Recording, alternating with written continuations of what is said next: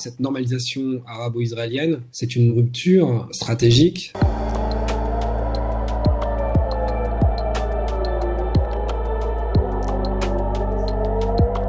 Iran launched hundreds of missiles and drones against Israel. This was an attack unprecedented.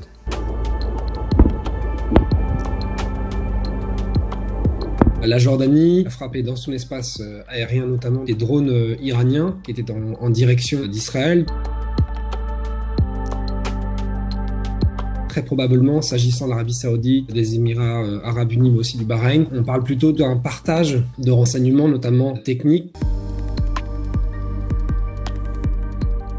La première me paraît assez évidente, c'est probablement des pressions exercées par les États-Unis sur ses alliés historiques au Levant et notamment sur les pays du Golfe, notamment donc l'Arabie Saoudite et bien sûr les Émirats Arabes Unis. La seconde raison est liée à des considérations stratégiques, à une convergence de vues entre ces mêmes pays, donc l'Arabie Saoudite, notamment les Émirats Arabes Unis et Israël, s'agissant des ambitions hégémoniques de l'Iran dans la région. Il y a une crainte commune, il y a des intérêts stratégiques communs qui d'ailleurs expliquent en grande partie la signature des accords d'Abraham par 4 pays arabes, dont les Émirats Arabes Unis en 2020 avec Israël, qui ont normalisé les relations diplomatiques entre Israël et ces mêmes pays. It's a peace between peoples,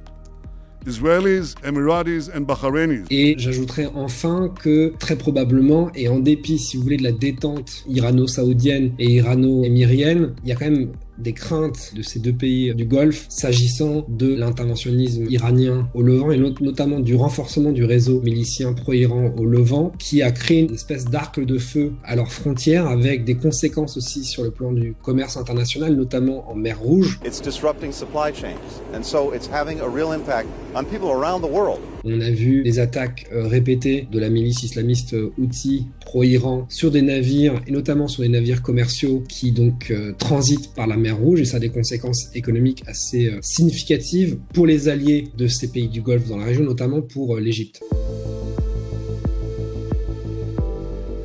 Ces pays du Golfe sont quand même dans une situation géopolitique très compliquée. Ils sont frontaliers de l'Iran, qui est leur ennemi historique, et donc par conséquent, ils craignent, si vous voulez, une contagion d'une guerre totale qui éclaterait entre Israël et l'Iran à leurs frontières. Ce sont des régimes malgré tout fragiles.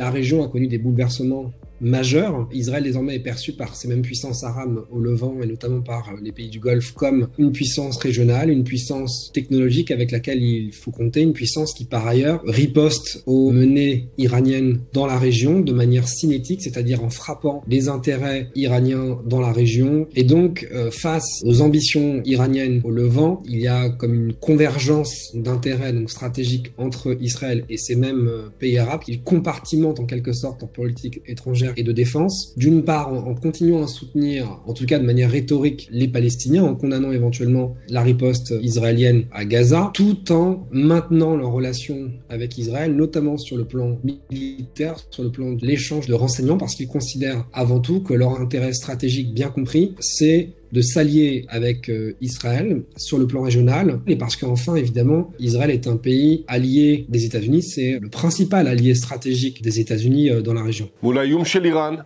אנחנו נבנה קואליציה אזורית ונגבה מאיראן את המחיר באופן ובזמן שנכונים לנו.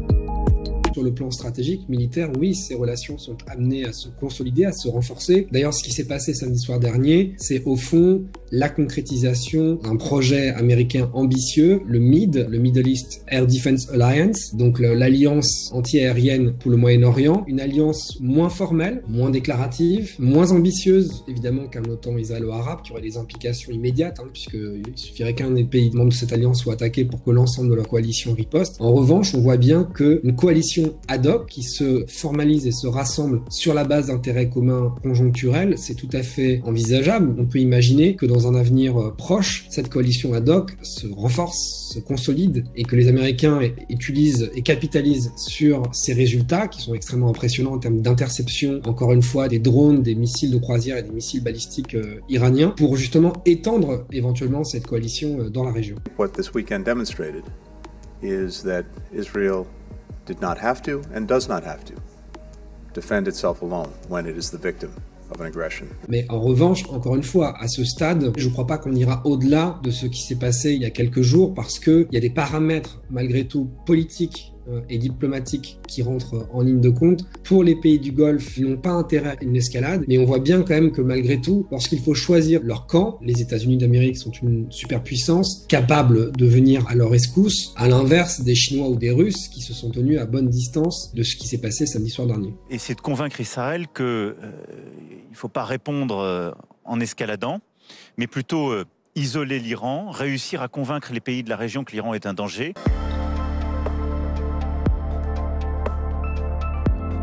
Parce que ça permet d'une part à Israël de sortir de son isolement diplomatique, après les critiques que l'État juif notamment a encaissées ces dernières semaines de la part de l'administration Biden, mais aussi de ses alliés occidentaux, puisqu'encore une fois les Français comme les Britanniques ont participé à cette coalition ad hoc. Au-delà de l'aspect strictement technique et militaire, il y a aussi un message politique implicite envoyé par cette coalition ad hoc, c'est que désormais toute tentative iranienne de frappe massive contre les intérêts occidentaux ou pro-occidentaux au Levant fera l'objet à minima d'une défense anti-aérienne de pays coalisés dont la force de frappe est absolument considérable. Donc ça met quand même le régime iranien sur le reculoir, ça lui envoie un message de dissuasion à ce stade défensive, mais qui pourrait peut-être dans un avenir plus ou moins proche se transformer en dissuasion offensive si une guerre régionale éclatait.